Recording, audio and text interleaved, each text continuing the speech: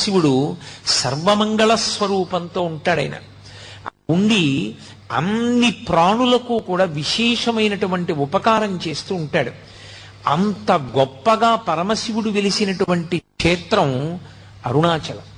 మనం ఎక్కడికైనా శైవ క్షేత్రానికి వెడితే ఆ శివాలయంలో ఉండేటటువంటి శివలింగం ఏదుంటుందో దాన్ని మాత్రమే ప్రధానమైన శివస్వరూపంగా భావన చేస్తాం.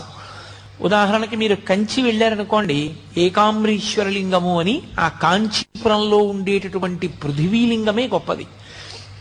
ఆ పృథివీలింగ దర్శనం ప్రధానంగా చేస్తాం. మిగిలినవన్నీ కూడా పరివార దేవతలు ఇతరమైనటువంటి లింగాలు ఉంటాయి శివాలయంలో. కానీ ప్రధానమైన లింగం కాంచీపురంలో పృథివీలింగం. ఆ శివలింగాన్ని దర్శనం చేస్తాం.